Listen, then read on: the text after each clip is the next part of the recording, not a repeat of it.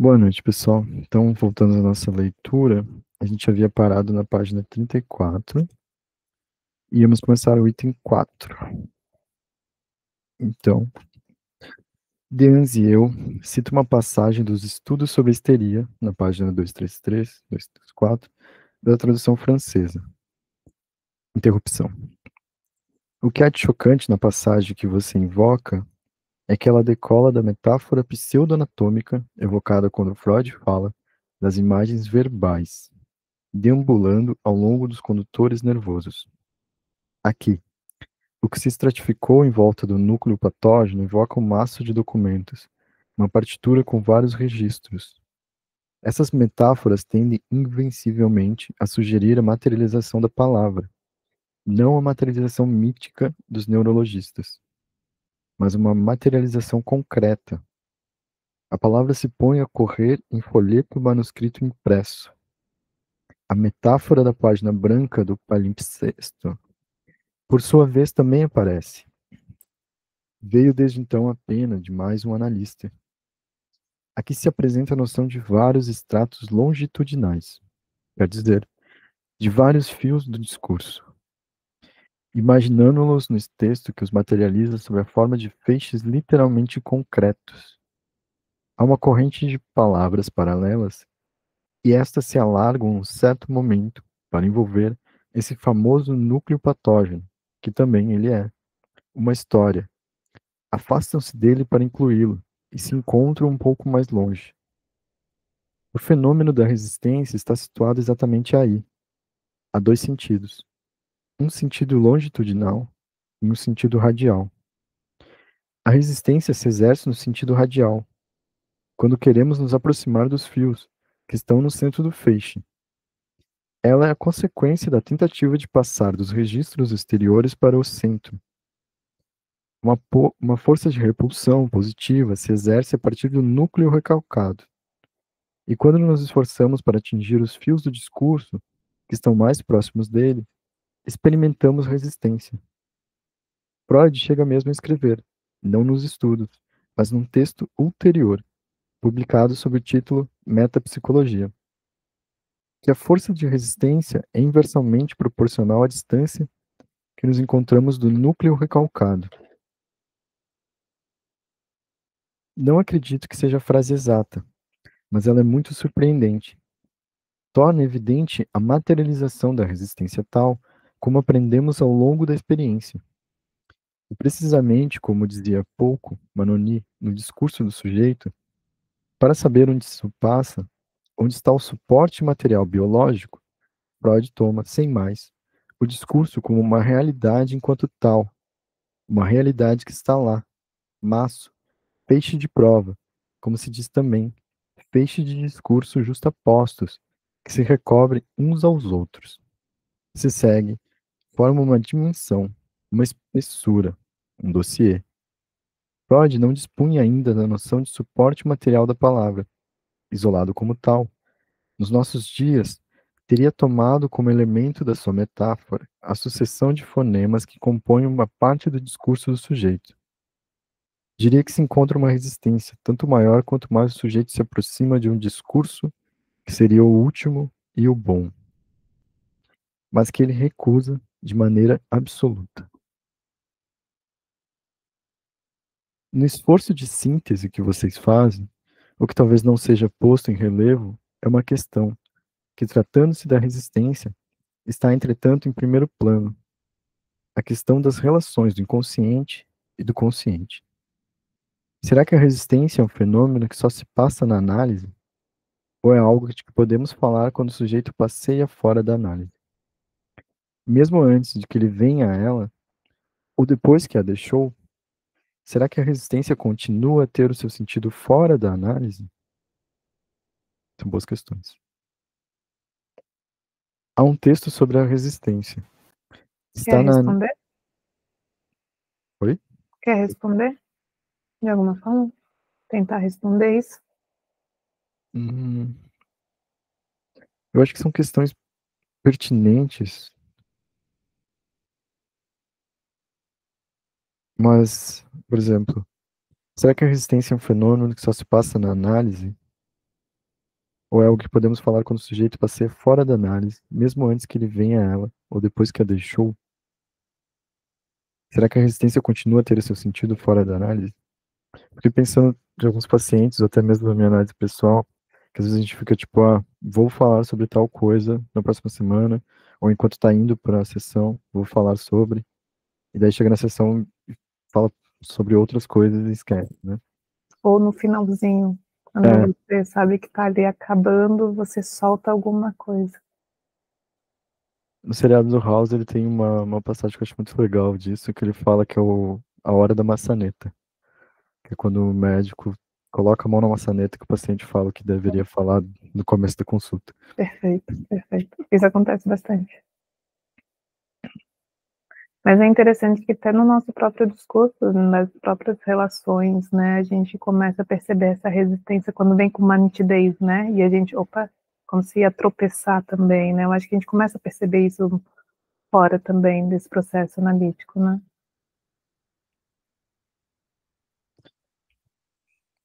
Esse perceber, eu acho que ele demora um pouco, porque às vezes a gente começa a colocar outra coisa, não como uma resistência.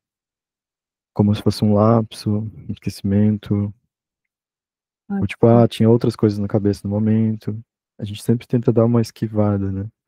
A não ser que alguém faça essa pontuação de que será que não é uma resistência, isso que está acontecendo ali? Eu não sei se a gente consegue deduzir de uma forma tão simples. E normalmente as pessoas não fariam esse movimento, né, nas relações. Sim. São pontos interessantes. Continuando. Há um texto sobre a resistência. Está na análise dos sonhos, ao qual vocês não se referiram, nenhum nem outro, o que dá, entretanto, assunção a alguns dos problemas que ambos se colocaram. Porque nele Freud se interroga sobre o caráter de inacessibilidade do inconsciente. As noções de resistência são extremamente antigas, e desde a origem, desde as primeiras pesquisas de Freud, a resistência está ligada à noção do ego. Mas quando leio nos textos sobre os estudos, certas frases surpreendentes, onde se trata não somente do ego como tal, mas do ego como representando a massa ideacional. Apercebamos que a noção de ego já deixa pressentir em Freud todos os problemas que ela nos põe agora. Diria quase que uma noção de efeito retroativo. Se lermos essas coisas primeiras, à luz do que se desenvolveu desde então em torno do ego, parece mesmo que as mais recentes formulações mascaram mais do que colocam em evidência. Vocês não podem deixar de ver nessa fórmula a massa ideacional, algo que se avizinha, singularmente da fórmula que pude lhes dar, isto é, que a contratransferência nada mais é do que a função do ego do analista, o que chamei a soma dos preconceitos do analista. Do mesmo modo, encontramos no paciente toda uma organização de certezas, de crenças, de coordenadas, de referências, que constitui, para falar propriamente, o que Freud chamava, desde a origem, um sistema ideacional, e que podemos, de maneira abreviada, chamar aqui o sistema. Esse ponto também é interessante de que ele já está pontuando que essa resistência aqui ele vai chamar como preconceito do analista. E é interessante essa retomada, porque, tipo, o que eu tenho visto, assim, mais atual, é que existe uma ausência do analista. É como se ele não estivesse presente no momento, então tem essa neutralidade. E aqui ele retoma e puxa de volta. Não. Existe ali um analista que tem seus preconceitos, tem seus pensamentos, tem suas coisas. E isso atravessa a escuta. E E isso é aquela frase famosa dele, que a resistência vem do analista? aqui é uma outra. Deduz-se. Aqui ele tá puxando que além de não ser só uma resistência, ainda é um preconceito da pessoa. Uhum. Que é a partir do ego, né? Esse ego para ego, né? Uhum.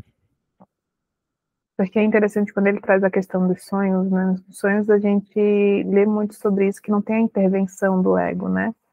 ali no sonho é muito mais esse movimento voltado para o inconsciente, né? Então, mas quando vai se analisar, aí já tem a intervenção do ego, né? Então ali já pode ter a resistência, né?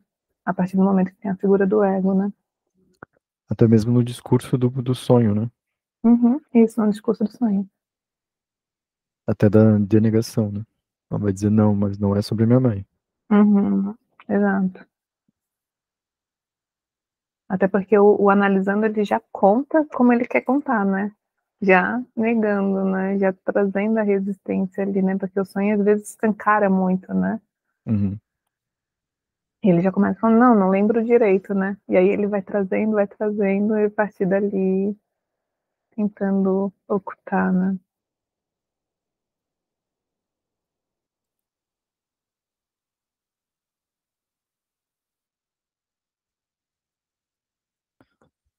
Lacan continua. Será que a resistência vem unicamente daí?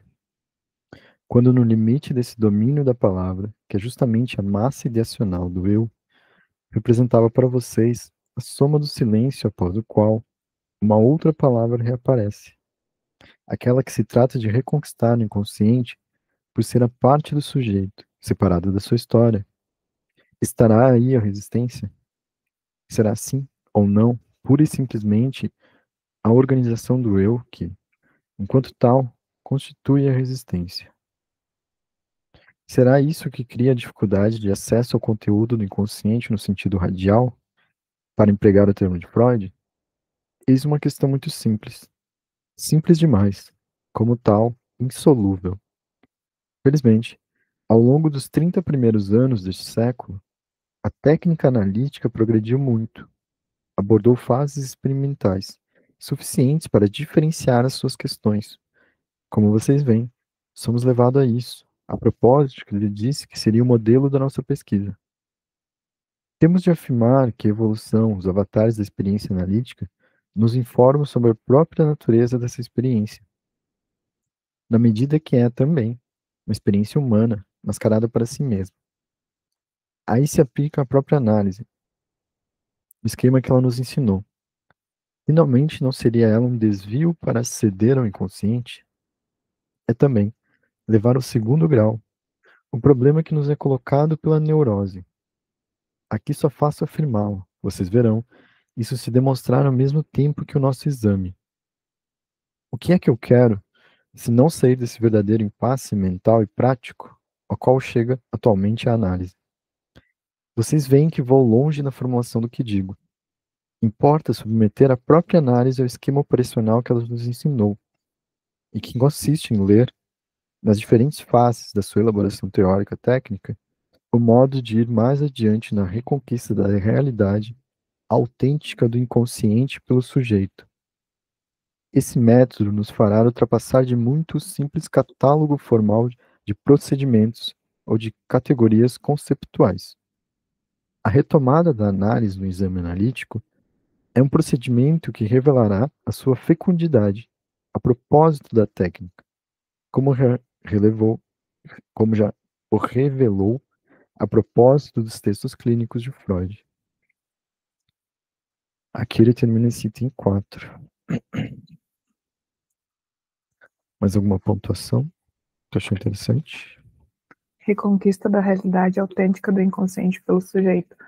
Acho que Lacan sempre vai trazer essa lógica, né, de desconstrução, de decomposição, de decompor, de reescrever, de elaborar e reconquistar essa realidade autêntica do inconsciente pelo sujeito. Eu acho que é a base lacaniana no sentido do processo analítico, né? No sentido de algo que está lá e que precisa ser reconstruído, né, de alguma forma. Não sei se me fiz entender. Interessante essa marcação que traz. Até sublinha aqui. Tinha também sublinhado. Porque, tipo, essa reconquista, né? Não é uma conquista, é uma reconquista, né? Da realidade autêntica. E o que, que significa essa palavra autêntica, né? Do inconsciente. Aí depois ele vai falar dessa particularidade, dessa singularidade, dessa coisa que só o sujeito vai reencontrar, né?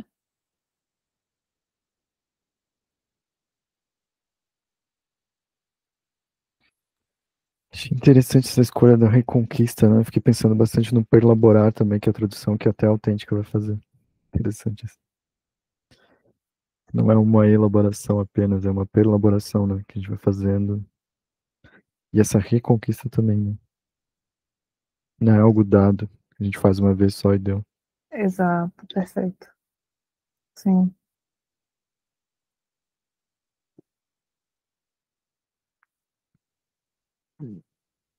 E o autêntica aqui eu achei interessante, né? Porque isso fala da realidade singular do sujeito, né? Uhum. Ele vai falar mais um pouquinho à frente sobre isso, sobre a particularidade, sobre a questão singular. Então, acho que ele estava meio que trazendo isso.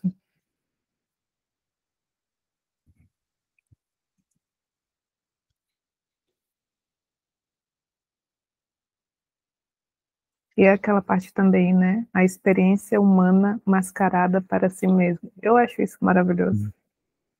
Isso, essa frase, a experiência humana mascarada para si mesmo, eu acho. A experiência humana. Mesmo. Tem algumas frases do Lacan que são muito poéticas. Às vezes ele está inspirado. Entendo. E é isso, né? Às vezes uma frase dele tu consegue compreender, mas o texto todo, tipo, fica. É porque eu acho que é falado, né? Se eu não Sim. me engano, né? Um seminário é falado e alguém escreve, alguém se coloca a escrever, é isso? São livros transcritos, né? Que é Tá. isso. Nos seminários, né? Aulas dadas oralmente. Porque E dá para foram. perceber que é uma associação livre, né? Uhum. Que ele faz, né? Esse movimento, né? E eram gravados. E daí, agora quem tem transcrito, ainda porque não foram todos transcritos, tem sido o Miller, né? Que é genro do Lacan. Uhum, sim, sim. Então ainda faltam alguns seminários para serem transcritos. O que me levanta várias questões, na verdade, não respondidas, porque já faz bastante tempo que os seminários não são dados, né? Então já era tempo de ser transcrito. Mas enfim. Mas ele tem os próprios escritos dele, né? Tem alguns livros que ele escreveu, né? Uns escritos, outros escritos. É, os outros escritos, esse eu tenho. Daí foi lançado Mas é primeiros bem escritos, diferente. agora. É.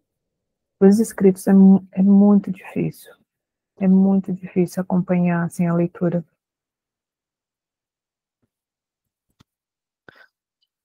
Bom, terminamos o item 4. A gente tem a possibilidade de avançar para o item 5.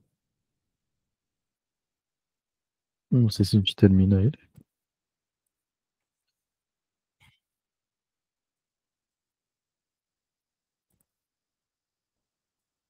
Acho Mas, que não. Não vai terminar. Tem acho parte bem interessante, que seria bem legal também na próxima vocês discutirem, que é a intervenção da plateia, né, de outros canalistas, eu acho. Que é bem legal.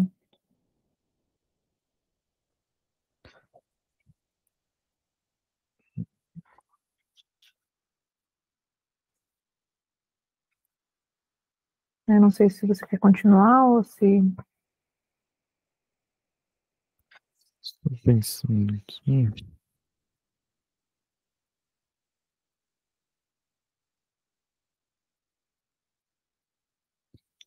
Acho que a gente pode avançar pelo menos umas 2 páginas.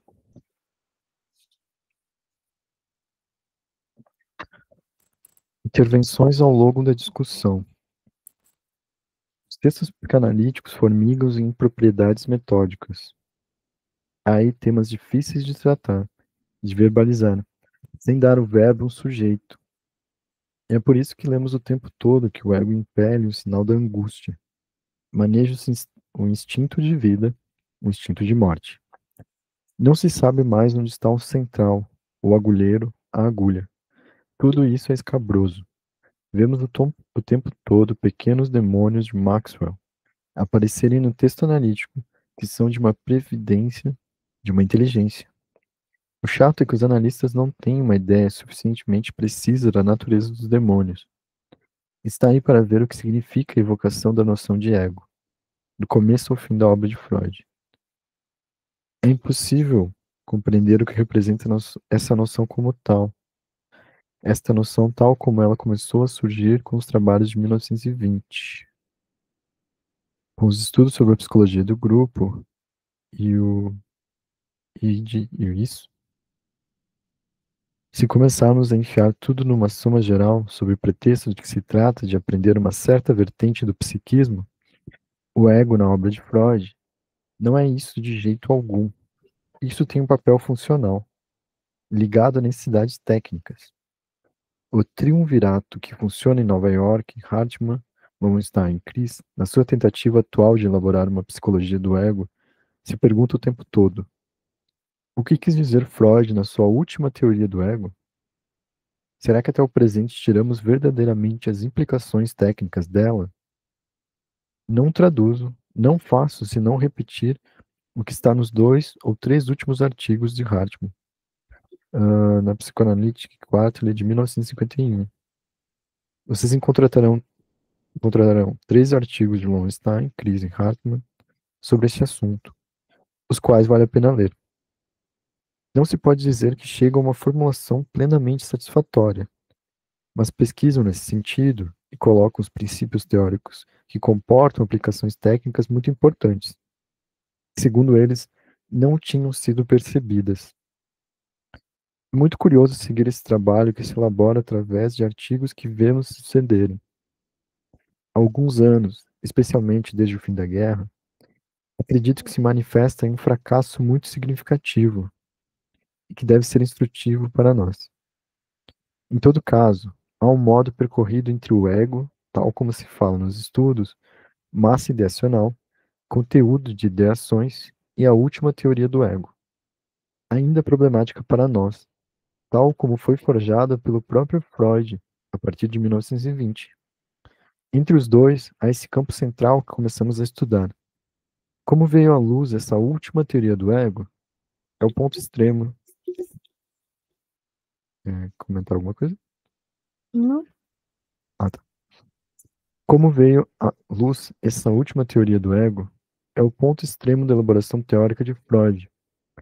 Uma teoria extraordinariamente original e nova. Entretanto, sob a pena de Hartmann, ela se apresenta como se tendesse com todas as suas forças a reencontrar a psicologia clássica. As duas coisas são verdadeiras. Essa teoria, Chris escreve, faz a psicanálise entrar na psicologia geral e, ao mesmo tempo, traz uma novidade sem precedentes. Paradoxo que seremos levados a colocar em destaque aqui. Seja prosseguindo até as férias com os escritos técnicos, seja abordando o mesmo problema com os escritos de Scherer. No artigo de Bergman, Germinal Cell, o que é dado como a célula germinal da observação analítica é a noção de reencontro e de restituição do passado. Ele se refere aos estudos sobre histeria para mostrar que Freud, até o fim de sua obra, até as últimas expressões do seu pensamento, mantém sempre no primeiro plano essa noção do passado, sob 1000 formas e, sobretudo, sob a forma da reconstrução. Aqui tem de novo essa. Uhum. Exato. Exato. Nesse artigo, a experiência da resistência não é, pois, de modo algum considerada como central.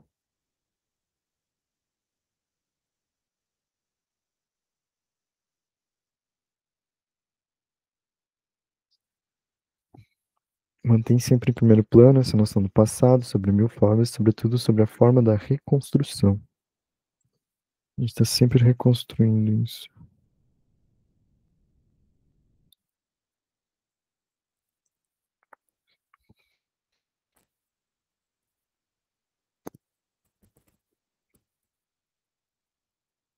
O Sr. Hippolyte alude ao fato de que os trabalhos anatômicos de Freud podem ser considerados êxitos e foram sancionados como tal. Em compensação, quando se pôs a operar no plano fisiológico, parece ter manifestado um certo desinteresse. É uma das razões pelas quais não aprofundou o alcance da descoberta da cocaína. A sua investigação fisiológica foi frouxa, porque ficou muito perto da terapêutica. Freud ocupou-se da utilização da cocaína como analgésico e deixou de lado seu valor anestésico.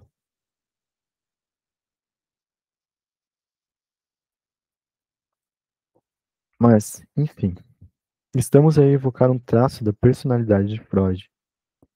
Podemos, sem dúvida, nos colocar a questão de saber como dizia Zé. Ele se reservava para um destino melhor, mas chegar ao ponto de dizer que orientar-se em direção à psicopatologia foi para ele uma compensação. Acredito que é um pouco excessivo. Se lermos os trabalhos publicados sob o título de O Nascimento da Psicanálise e o primeiro manuscrito reencontrado, onde figura a teoria do aparelho psíquico, perceberemos que ele está na via da elaboração teórica do seu tempo sobre o funcionamento mecanístico do aparelho nervoso. Todo mundo, aliás, o reconheceu. Há de se espantar ainda menos com o fato de que ali se misturem metáforas elétricas. Mas também não se pode esquecer que é no domínio da condução nervosa, pela primeira vez, a corrente elétrica foi experimentada sem que soubesse qual seria o seu alcance. Zé questiona. Acredito que, do ponto de vista clínico, a noção de resistência representa uma experiência que somos levados a fazer uma vez ou outra, com quase todos os pacientes na nossa prática. Ele resiste, e isso me deixa furioso. Lacan pergunta o que? O que é? E Zé continua. Essa experiência extremamente desagradável em que a gente se diz, estava para encontrar, poderia encontrar por si mesmo. Ele sabe sem saber que sabe. Basta que se dê o trabalho de olhar. E esse imbecil desse tipo, esse idiota, todos os termos agressivos e hostis que nos vêm ao espírito não o faz. E a tentação que se tem de forçá-lo, de obrigá-lo, Lacan fala, não futuque muito nisso. Mas é muito interessante esse ponto dele, né, do Z. Bem espirituoso ele, né? E essa sensação de hostil que a gente tem muitas vezes das repetições dos nossos próprios analisandos, né? Que estão ali repetindo, repetindo, falando, né? E quando chega, dão vários passos para trás, né? Falta a sessão seguinte, ou fazem esse movimento de resistência, né? E acho que vem esse sentimento de alguma forma, né? Da gente quase querer enfiar a goela abaixo, né? Só que a gente não pode, né? Acho que é válido esse sentimento dele. Eu acho que é válido ele conseguir nomear esse sentimento, né? Tipo, porque todo Uhum, mundo deve ter, mas acaba se afastando. O que, sim. pessoalmente, eu acho que esse movimento é mais pela própria indignação que a gente tem de si mesmo, sabe? Uhum, A gente também faz esse papel. exato, exato. Então é quase como a gente olhasse para ele, mas estivesse falando para nós. E a gente também faz esse papel de ficar repetido na nossa própria sessão, na nossa própria análise, né? Só que a gente não percebe, Uhum. né? Eu acho que essa é a irritação inconsciente. Saber Uhum. que a gente também faz isso. Ah, com certeza. Mas eu acho que é uma coisa que acontece, né? Tipo, ainda mais em repetições de sofrimento ali, né? Repetições que a gente, de alguma forma, gostaria de fazer com que o analisando olhasse, né? De forma mais rápida, né? E não podemos fazer isso. Eu Não acho podemos. interessante o que Ana Lacan, percebendo para onde iria, ele só fala, não futuque muito nisso. Deixa quieto. Mas viu? É porque ninguém quer ver para isso. Ninguém quer ver.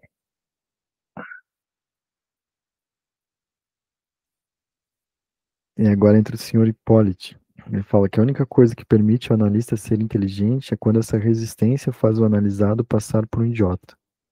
Isso dá uma elevada consciência de si. Essa também é boa. Não obstante, daí Lacan vai falar, não obstante a armadilha da contratransferência, já que é preciso chamá-la assim, é mais indiciosa do que esse primeiro plano.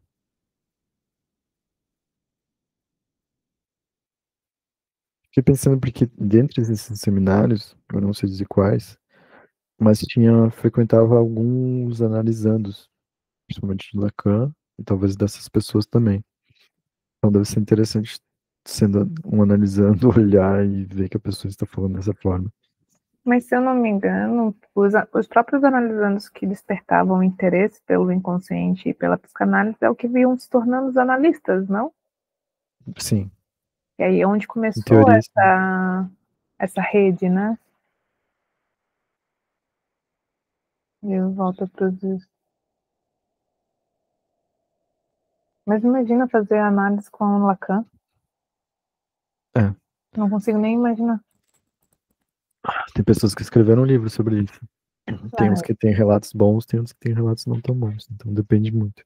eu acho que ele não teria paciência comigo.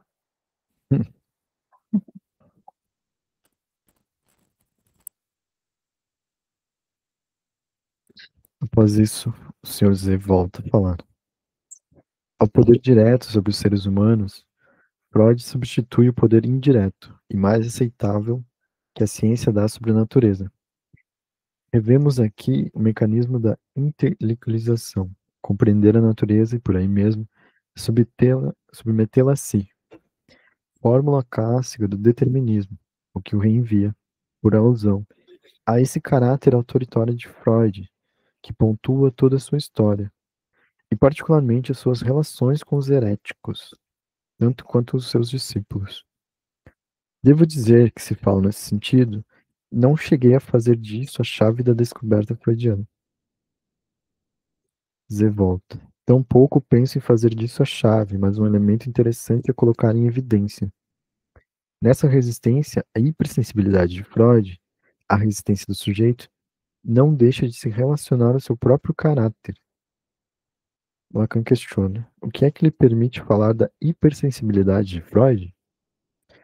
Z responde: o fato de que ele a tenha descoberto, e não Brauer, nem Charcot, nem os outros. Apesar de tudo, a ele que aconteceu, porque a sentiu mais vivamente, e elucidou o que tinha sentido. Lacan retoma: vocês acreditam que o fato de colocar em destaque uma função como a resistência significa no sujeito uma intolerância particular àquilo que resiste a ele? Não será o contrário? O fato de ter sabido dominá-la, de ter ido a lures e bem além, que permitiu a Freud fazer dela uma das molas da terapêutica. Um fator que se pode objetivar, nomear e manejar. Vocês acreditam que Freud é mais autoritário do que Charcot? Quando Freud, tanto quanto pôde, renuncia à sugestão para deixar o sujeito integrar aquilo de que está separado pelas resistências? Em outros termos, será naqueles que desconhecem a resistência que há menos autoritarismo? Ou naquele que a reconhece como tal? Eu teria mais tendência a acreditar que alguém que no hipnotismo procura fazer do sujeito seu objeto, a sua coisa, torná-lo maleável como uma luva para lhe dar a forma que quer, para tirar dele o que quer. É mais do que Freud, impelido por uma necessidade de dominar e de exercer seu poder. Freud parece ao contrário, respeitador daquilo que também chamamos comumente a resistência do objeto. Z confirma, dizendo seguramente, e Lacan retoma. Acredito que é preciso ser extremamente prudente aqui. Não podemos manejar com tanta facilidade a nossa técnica. Quando falo a vocês de analisar a obra de Freud, é para nisso proceder com toda a prudência analítica. Não se deve fazer de um traço caracterial uma constante da personalidade, e menos ainda, uma característica do sujeito. Há aí, sob a pena de Jones, coisas muito imprudentes, mas que são mesmo assim mais nuançadas do que o que vocês disseram. Pensar que a carreira de Freud foi uma compensação ao seu desejo de poder, e mesmo a sua franca megalomania, de que, aliás, ficam traços nos seus propósitos, acredito que é o drama de Freud. No momento em que descobre a sua via, não se pode resumir assim. Não obstante, aprendemos suficientemente na análise para não nos sentirmos obrigados a identificar Freud sonhando dominar o mundo. a Freud iniciador de uma verdade nova. Isso não me parece sair da mesma cupido, senão da mesma libido. E o Sr. Hippolyte, então, fala, parece-me assim mesmo, sem aceitar integralmente as fórmulas de Z e as conclusões que tira delas, que na dominação de Charcot por hipnotismo, só se trata da dominação sobre um ser reduzido ao objeto, da posse de um ser que não é mais senhor de si mesmo. Enquanto a dominação freudiana é vencer um sujeito, um ser que tem ainda uma consciência de si. Há, pois, uma vontade de dominação mais forte na dominação da resistência a vencer, do que na superação pura e simples dessa resistência. Sem que se possa tirar daí a conclusão de que Freud tenha querido dominar o mundo. Tratar-se-ia a dominação na experiência de Freud? Sempre faço reservas sobre muitas coisas que estão indicadas na sua maneira de proceder. O seu intervencionismo, em particular, nos surpreende se o compararmos a certos princípios técnicos, aos quais atribuímos agora importância. Mas não há nesse intervencionismo nenhuma satisfação sem ter obtido a vitória sobre a consciência do sujeito. Ao contrário do que diz Hippolyte, menos seguramente do que nas técnicas modernas que colocam toda a ênfase sobre a resistência, em Freud vemos uma atitude mais diferenciada, quer dizer, mais humana. Ele nem sempre define o que agora se chama interpretação da defesa, o que talvez não seja a melhor maneira de dizer, mas no final das contas, a interpretação do conteúdo desempenha em Freud o papel de interpretação da defesa. Você tem razão em invocar isso, Zé. É que isso é para você, tentar-lhe-ei mostrar porque viesse apresenta o perigo de um acosso do sujeito pelas intervenções do analista. Ele tem uma nota de rodapé no acosso. Nota de tradução, na verdade. E o acosso seria forçar, que se diz em dois sentidos. O de forçar um animal que se caça e se faz correr, na cultura de plantas fora da estação ou no meio para o qual não foram feitas. É no primeiro sentido que o termo interessa Lacan, daí a tradução por acosso.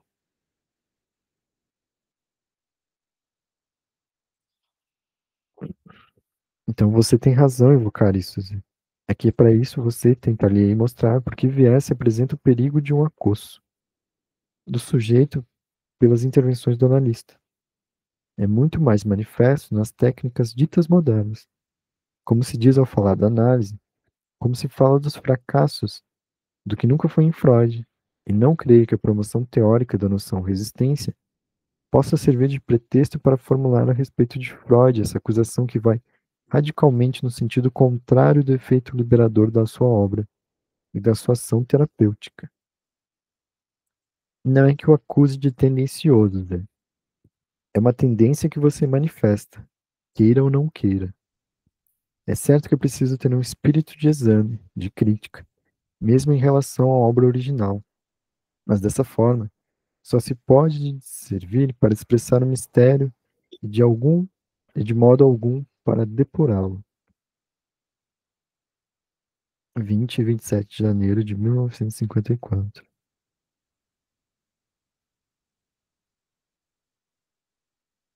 Bem interessante esses diálogos entre eles.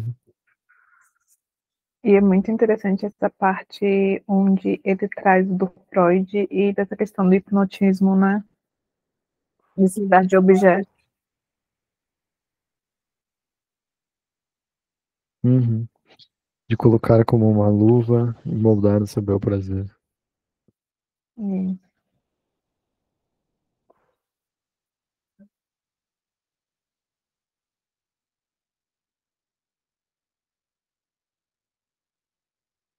É interessante porque vai bem ao contrário do que a gente estava lendo antes, né? De fazer essa coisa autêntica do sujeito. Quando tu força ele a algo, não é autêntico. E não é reconquistado também, né? Mas eu acho que o foco era os sintomas, né? Eu acho que nunca foi sobre uma estrutura do sujeito, né? A questão de hipnose, né? Eu acho que a ideia ali era os sintomas desaparecer, né? Então, acho que Freud, quando ele pensa em associar livremente, ele está falando de uma outra coisa. Está dizendo que o sintoma é uma forma de existir, né? Então, ele está dando uma estrutura, né? Uhum. Que é diferente da questão da hipnose, né? Ou dessas questões modernas que hoje a gente está sofrendo pra caramba, né? Olha só o tanto de coisa terapia, né? De terapia, de terapêutico, né? De receitas, de milagres. Hoje a gente está sofrendo isso que Lacan já se preocupava, né? Sobre essas técnicas ditas modernas. Sim, é um viés paliativo, né? Daquilo que o hipnotismo estava fazendo também. Não era uma cura, era mais algo paliativo sobre aquele sintoma, né? E a gente vem fazendo isso ainda, né? Cara, eu parei nessa frase aqui. Não se deve fazer de um traço caracterial uma constante da personalidade, e menos ainda uma característica do sujeito. A gente faz muito isso, né? De trazer como uma característica do sujeito, como definir, colocar dentro de uma caixinha, né? O sujeito, né? Da personalidade, né?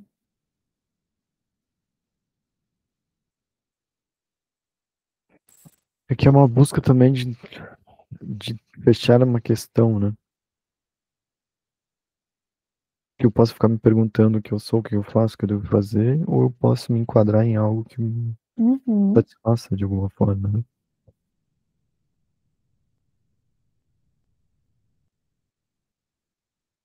E isso vira uma fixação do próprio sujeito, né? Porque além de ser apaziguador, também ele é algo que te coloca em comum com outras pessoas, né? E, e será que talvez também não é uma tentativa de sentir um alívio, de sentir algo que ele não sabe ainda o que ele sente, mas que ao entrar nessa caixinha ele vai sentir?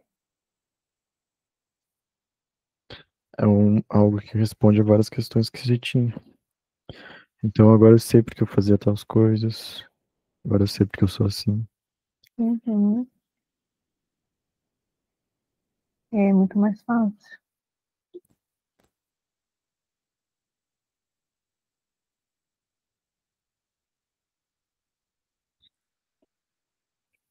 Mas é isso. Acho que ficamos por aqui. Então a gente conseguiu terminar o item 4 e o item 5. Semana que vem a gente volta no capítulo 3.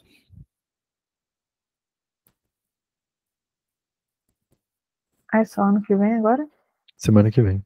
Ah, semana que vem. Eu escutei ano que vem. Não, semana que vem.